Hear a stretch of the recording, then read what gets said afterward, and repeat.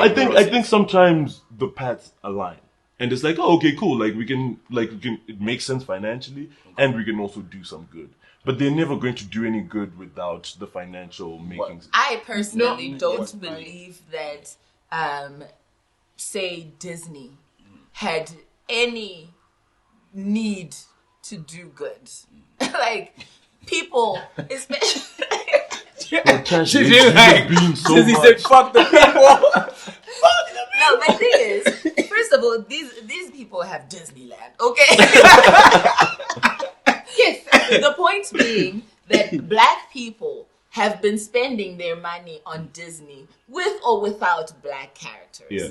It's only from the outrage of, oh, now we need representation, and they're like, oh, I guess we'll give them something. No, but I don't think so, not right? like because they found really but you tell black stories. Yeah. TJ was just saying that Black Panther was the second highest grossing movie after the Avengers. Yeah.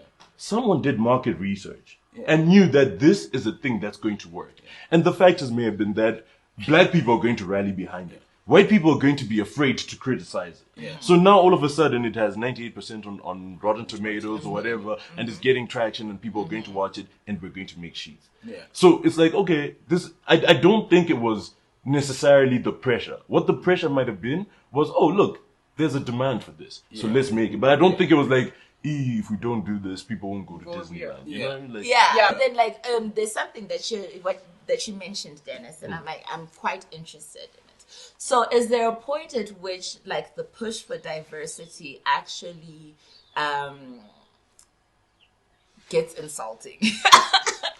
And let me explain. Why? Because you mentioned, when they were making, say, Black Panther, they knew that this is a movie that, first of all, black people are going to rally behind. But what's most important is, secondly, white people are going to be too afraid to criticize. Yeah. And that part, for me, is most interesting. Because let's take it back to the Oscars, for example. Mm-hmm. With the push for having more diverse people being Oscar nominated and whatever. Does that water down the credibility of the award? You know what I mean? Yeah. So, like, even when you look at the ratings of the movie and it says 98%, and you know that that's because people are too afraid to criticize it because otherwise you're racist. Yeah. Does that mean it's a 98% movie? It's weird, like, the conversation around affirmative action, and TJ was talking about rugby before, and we saw it happen with cricket and Zim as well, where they're like, we need 8 of the 11 people who are playing to be black. I think it kills you very much in the short term. But what happens is, for the most part, it also creates an avenue for people to be like, okay, I don't necessarily have to be the best in the world, but I need to be better than TJ to make it, right? Yeah. So then I'm aiming to be better than TJ. But because it's now an attainable thing, it's not just me who's aiming to be better than TJ. Right. There are now like 100 other people who are aiming to be better than TJ. And because everyone's consistently making that effort to take that spot, the spot that we know for sure is there. Because if we don't know that spot is there, there's no motivation. Yeah. So when we go down that path, I think in the long term, people then increasingly get better. Yeah. Because even so, it's like with the awards shows and stuff, at least from what I know, is that the push was for more roles with representation rather than more people who win the accolade, right? Because the idea was, we don't win. And so, like, they obviously said outright, like, look, like, you know, like, black people aren't winning these awards. And then they even went a step further and like, yeah, but there aren't any roles for black people anyway. And I think it was, I don't remember if her name is Olivia or Octavia Spencer.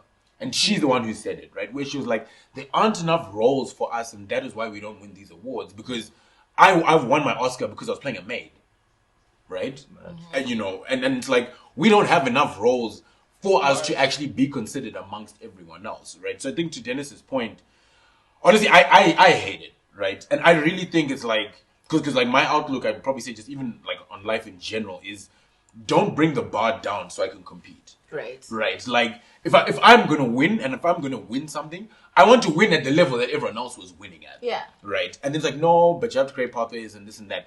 And I kind of get it.